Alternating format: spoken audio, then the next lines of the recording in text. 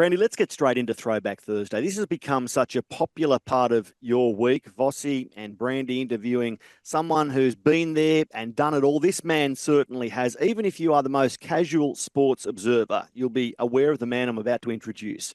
17 seasons during a decorated 350 game plus playing career, 7-time All-Australian, then more than a decade as an AFL coach, winning premierships but tasting grand final heartbreak at the same time. He's been a decorated and respected media operative, a proud family man. In fact, he was Father of the Year in 2008, so he wears many caps. Paul Roos, a very good morning to you. Welcome to Brekkie with Vossy and Brandy. You got Greg Alexander and Matt Russell this morning. Make everyone listening around Australia jealous. Tell us where you are today and what life currently involves for you. Hello, Paul Roos.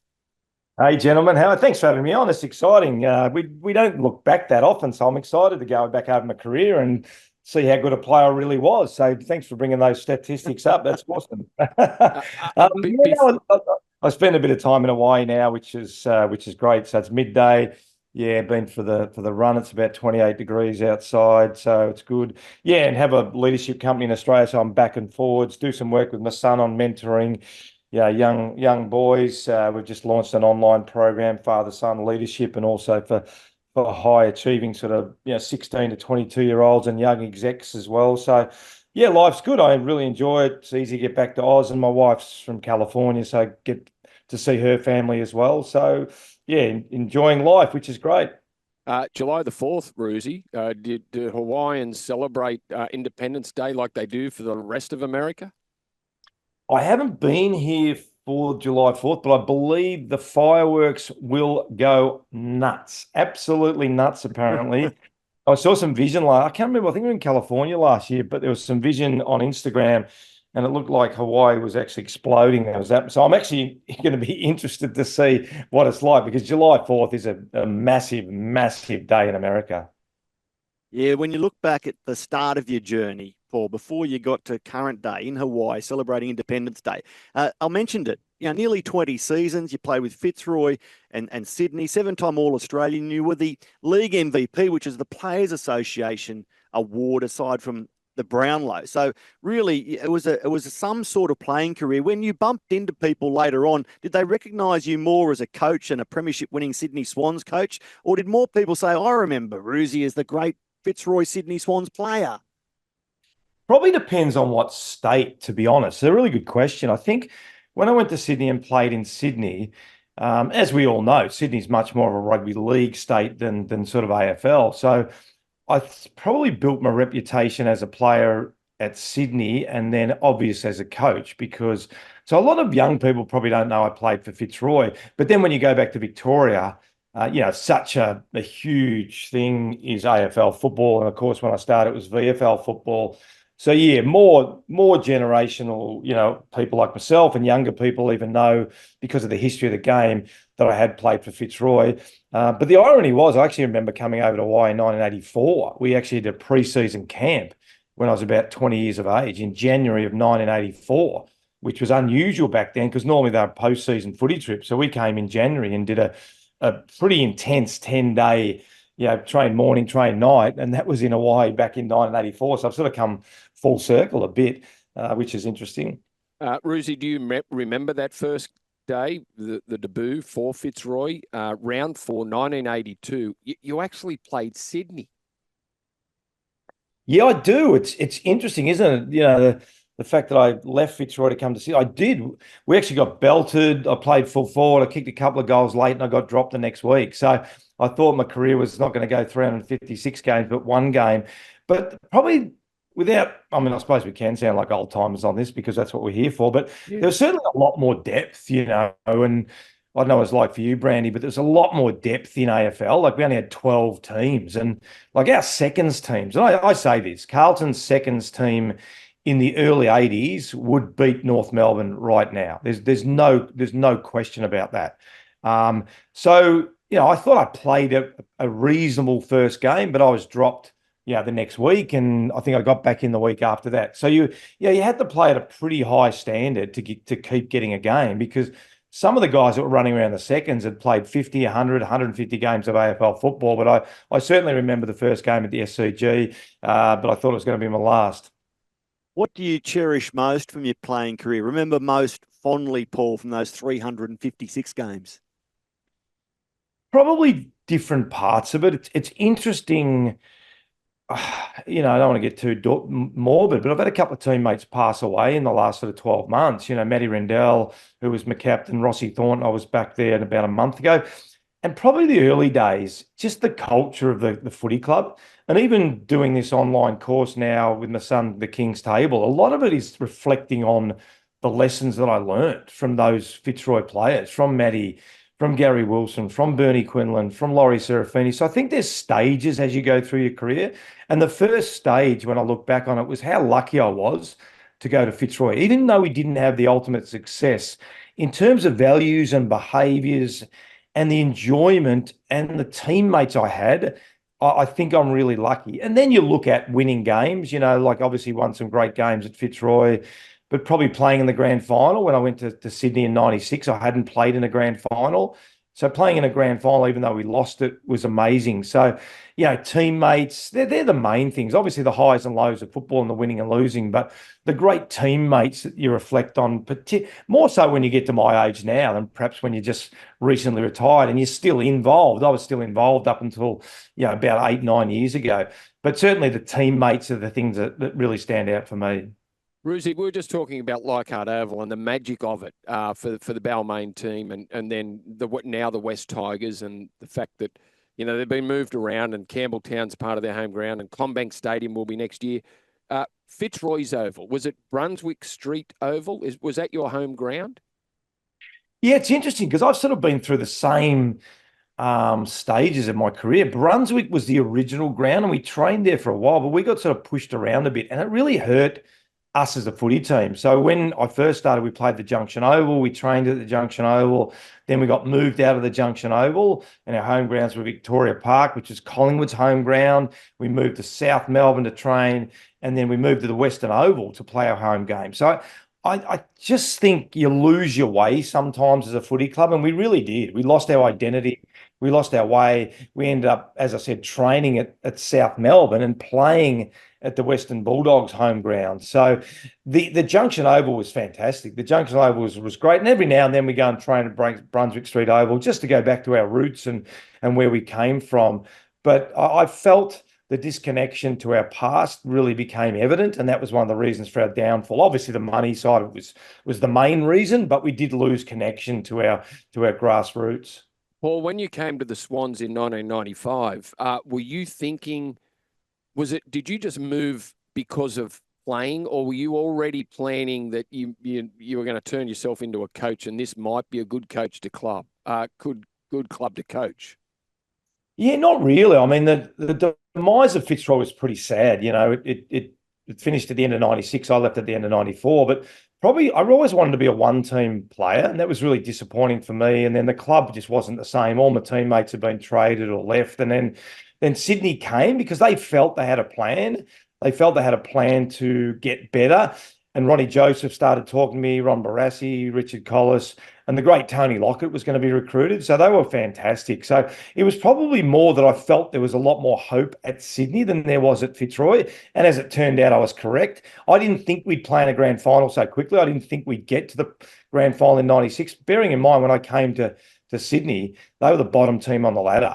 But getting Tony Lockett, Stewie Maxfield, Kevin Dyson, Craig O'Brien, and then the young brigade that was coming through, and the star players they already had, Paul Kelly, Darren Creswell, Mark Bays, Andrew Dunkley, and it just fell into line a lot quicker. I didn't ever know whether I was going to coach, certainly when I came to the Sydney Swans. And when we were talking about you earlier this morning, Paul, and as Maddie's first question was, are you remembered more as a coach or a player? And you said, depending on where it is, 7 all-time Australian, long-term captain of Fitzroy, leading goal kicker in 1990 in the AFL, Hall of Famer. So you did it all as a player. Absolutely, and chuck that MVP award in there as well. So let's move on to coaching. I believe it started in the US, where I read that you are still credited with any success that the US AFL as a competition has. Falls back to Paul Roos in a way. You might want to touch on that in a moment. But then you were assistant to Rodney Eade. He got punted. You became the interim coach. Now, we've got a couple of interim coaches going at it tonight in the NRL, Trent Barrett and Ben Hornby. So take us inside the mind of an interim coach and the fact that player power then played a significant role in getting you the Swans job full-time, Paul. Yeah, you're right. So I retired at the end of 1998 and I went overseas and lived with my wife's family for 10 months. And I got a phone call from Paul O'Keefe, the president of the United States Australian Football League. And I'm like, I didn't even know it existed. And I went around, I did 6 sort of different clinics, 6 different weekends in parts of the US teaching Australian rules football. And then they asked me to coach the US Revolution. So my first coaching gig was coaching a US team against Canada in Chicago, which was really quite bizarre. But I also took the opportunity to go to a lot of elite sporting organizations, Denver Broncos, San Francisco 49ers, Chicago Bears, Chicago Bulls, so that was a really good, reconnaissance, just looking around, seeing what they do really well. And then, midway through 2002, it happened really quickly. It was sort of pretty bizarre. We'd lost to Geelong, and I could sense, you can sense when it's turning, to be honest. I sensed there was an uneasiness at the footy club. And then on the Monday, I got a phone call from Steve Quartermain, who's working for Channel 10, and he said, heard Rodney Eade was going to retire. And I said, resign? I go, not that I know of. And then a really good mate of mine, Johnny Blakey, rang me about 20 minutes later. Said, Roosie, what's happening? I heard Rodney Eade was giving it away. I'm like, not that I know of. And Rocket's office was right next to my office. So I got out of my chair, walked in next door. I said, mate, are you giving it away? He goes, yeah, I am. So then I had to make a decision whether to coach the team for the next 10 weeks. Which was probably difficult in a sense, because then you put your coaching career on the line in some way, shape or form. But I was really connected to the players. I really thought the players were a chance. And then, as you said, probably the real transition came at the start of 2003 when we went to Coffs Harbour and we empowered the players to decide what they wanted their footy club to look like. And I'm so proud of John Longmire. He was in that meeting. He was assistant coach to me. And if you look at the Sydney Swans, that was a real turning point for the Swans and turning point for the AFL in general, that all clubs now empower their players. All clubs have leadership groups. All clubs sort of get their players to pick their leadership group. And I'm so happy that Sydney are doing such a great job still, 20 years later. Before we ask the next question, we'll just have a listen to this.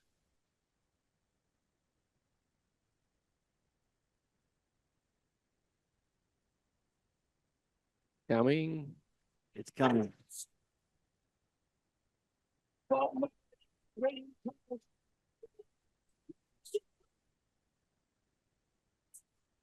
the people who have waited 72 years to see South Melbourne / Sydney Swans win the premiership, here it is!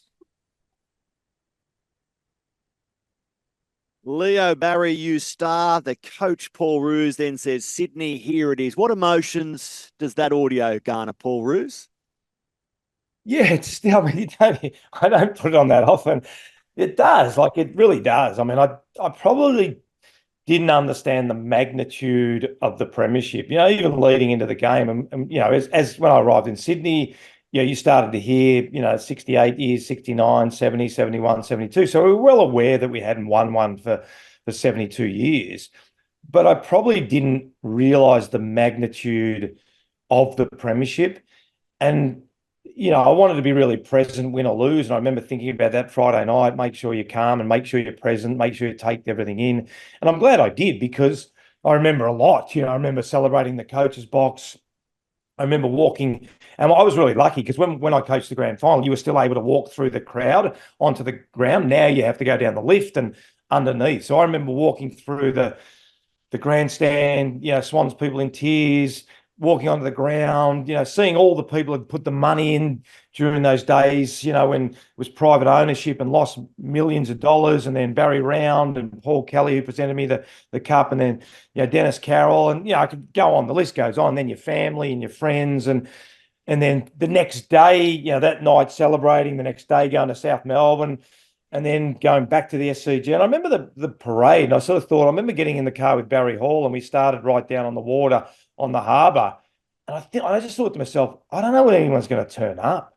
Like this could be embarrassing. Us driving through the town of Sydney, and it was packed. And we got to the town hall, and it was huge. And still to this day, I get people thanking me, and obviously a lot of elderly people have passed away, and they tell me that they said I went to footy with my mum and my dad, and they passed away since. It was the best day of their life. So look, it's significant, and it's still it still reeks emotion when I talk about it now and I hear it, because I don't really reflect on it too much now. That was only your third full year as a first grade coach. Some great names in that 2005 team: Nick Davis, Ty Kennelly, O'Loughlin, Goods, Hall, Crouch. Did the side change much from when you first jumped into the job at the back end of 22 into 2005? Yeah, not really. That's a good question, actually. No, it was funny because Rocket had done a really good job, and then we sort of dropped off. We played in the grand final in '96, and then I think leading into 2003, which was my first full year after the 10 games, I think we had 14 or 16 of the age journalists picked us to finish bottom of the ladder. But we did have some talent. We had a lot of good players retired. Tony Lockett, Paul Kelly, Darren Creswell at the end of my first year, Mark Bays, Andrew Dunkley. But as you mentioned, we still had a lot of good young players coming in.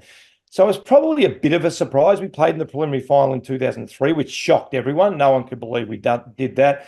And there was probably a little bit of surprise externally, but just really selfless players, really good guys, really worked hard. But the team didn't change dramatically. It probably was more over that 3-year period, the maturity of some of the young players and how much they improved over that period allowed us to win the premiership in 2005. Paul, on the text line, the Big G writes, great interview with Paul. He sounds like he's in such a good place and enjoying life. This from the Radelaide Rooster. Can you ask Roosy to come back and coach the Adelaide Crows? Thank you, Radelaide Rooster. I want to go back to '06, though. You lose a grand final by a point, 1 point, a year after that 2005 premiership. How many times have you woken up in the middle of the night reliving a moment of the 2006 grand final where you're down by a point? I probably a lot more had we have not won 05. I can tell you that. I mean, this is the irony. I mean, what a great rivalry it was during that period. But I mean, the irony was that the ball was in the West Coast Eagles forward line in 2005, and Leo Barry took that mark. The following year, the ball was in our forward line. I think Andrew Embley took a mark late in the game.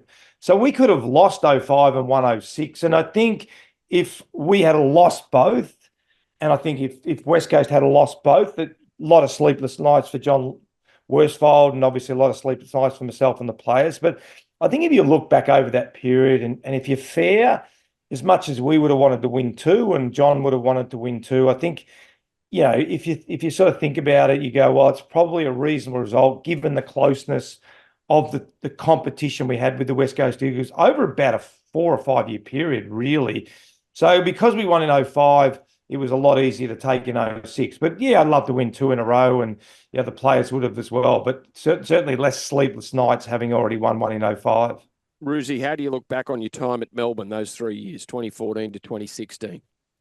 Yeah, really proud. I mean, it was just a different, not so much a different philosophy, but a different where the club was at. And I knew that. Peter Jackson, Glenn Bartlett, CEO, chairman, they didn't paint a pretty picture. They painted a really ugly picture, which was great because I knew exactly what we had to do. I knew we were coming in with a really, really low base. They'd won 2 games the year before, had 5 or 6 years of losing. So to get from 2 wins to 10 wins was a great effort by Glenn and Peter Jackson and the assistant coaches I brought in from Sydney, Benny Matthews, Daniel McPherson, Brett Allison, Georgie Stone, Jade Rawlings, who was there, Todd Viney, Josh Marnie. It was a real collective effort. And the players, Nathan Jones was fantastic, Jack Viney. But we had to put a lot of hard work to get from 2 wins to 10 wins. And then for them to go on and win a premiership was just fantastic too. So I look at it very fondly, a lot different, a lot harder, but equally had some great reward there, some great games. Particularly in our last year when we won 10 games, we beat teams we didn't think we were going to beat. We beat them convincingly. And then we started the careers of young players like, Christian Petrarca and Clayton Oliver and, Angus Brayshaw. And then Max Gawn turned into an absolute superstar. So, look, very fondly, but very different to Sydney. Paul, time's against us. Two really quick answers, if I can, here to wrap it up. Sydney in 2024, top of the table, only 2 losses. Why will they win the flag? I think they can win it because of their culture and their talent. You know, when you combine those two things, when you've got an enormous talent and great culture, it certainly leads to great success. Supported by Tammy, you've raised Dylan and Tyler. You've mentioned that the father and son leadership course you run, the King's Table. What's the key to raising young men, Paul?